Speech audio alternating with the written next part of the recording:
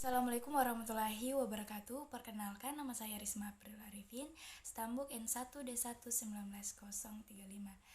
Video kali ini berguna untuk memenuhi tugas final dari mata kuliah stilistika. Oke, langsung saja.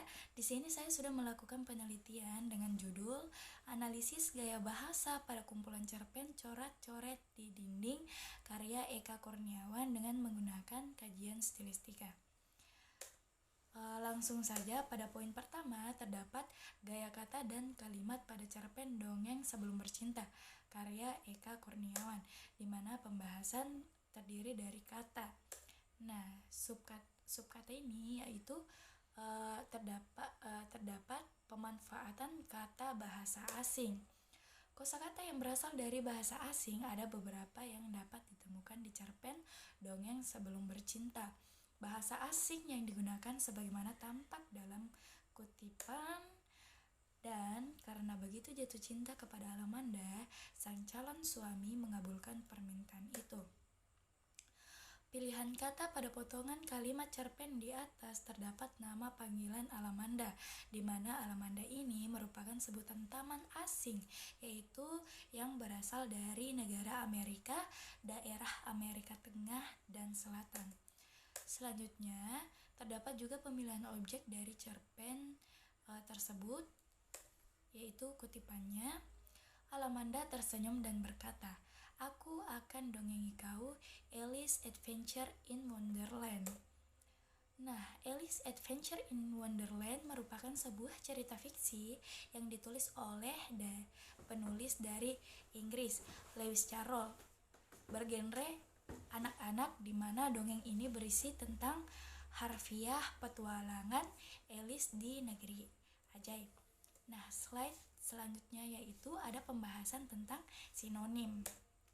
Nah, bidang sinonim sebenarnya termasuk bidang semantik karena berhubungan dengan makna kata. Pemanfaatan sinonim banyak digunakan untuk menyebutkan persona pertama, kedua, dan ketiga. Pemanfaatan sinonim banyak digunakan untuk menyebutkan persona pertama, kedua, dan ketiga. Dalam cerpen Dongeng Sebelum Bercinta, banyak digunakan kata aku, sayang, kita. Sebutan persona kedua tampak dalam penggunaan kata sayang, aku, kau. Adapun pemanfaatan kata sinonim pada cerpen tersebut yaitu terdapat pada kutipan, "Kita akan bercinta begitu dongengnya selesai," kata Alamanda dengan kemanjaan yang dibuat-buat. "Ya," kata si calon suami dengan penuh nafsu, "kau pasti akan memberiku dongeng tentang siluman mesum." Pada kutipan kalimat yang saya sebutkan tadi terdapat pemanfaatan sinonim persona pertama yaitu pada kata kita dan persona kedua pada kata kau. Di atas menggambarkan bahwa tokoh Alamanda meminta sesuatu yang dimana dikabulkan oleh calon suaminya. Terus pada kutipan, "Kau boleh peluk aku sayang, tapi kita akan bercinta sebelum dongengku selesai. Kalau begitu cepat selesaikan," kata si suami tak sabar.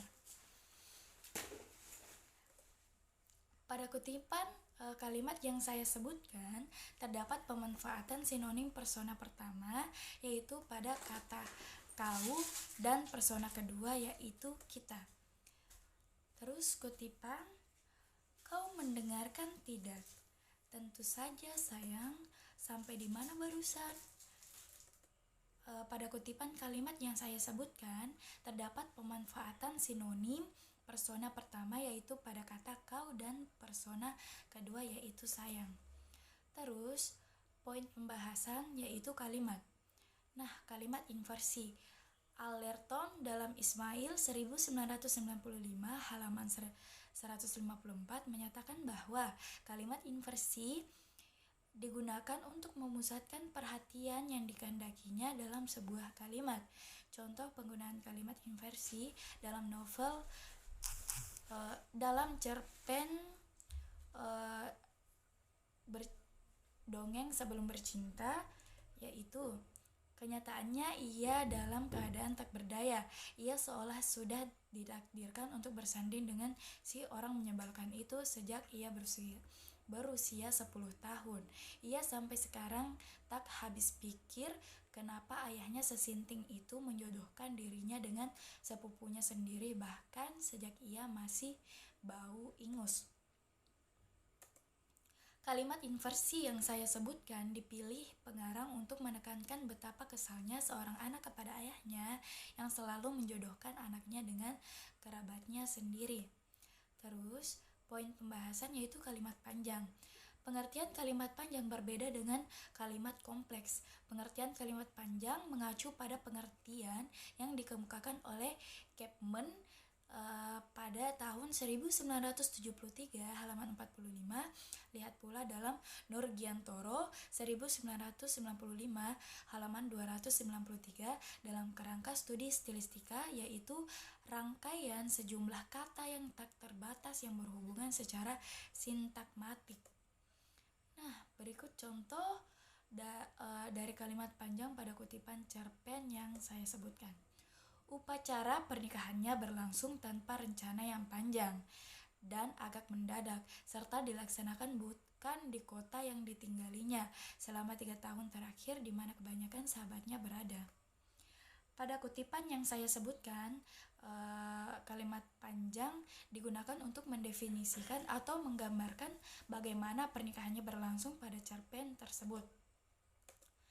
Nah, yang terakhir yaitu kalimat pendek.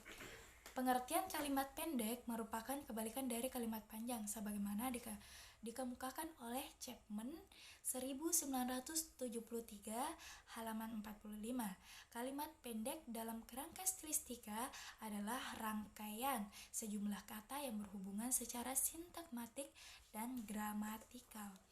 Pemanfaatan kalimat pendek pada kutipan cerpen yaitu si suami berguling menjauh, memeluk guling, dan menggigit ujung bantal. Ia lebih memilih tidur bahkan sebelum Alamanda melanjutkan dongeng Alice Adventure in Wonderland tersebut.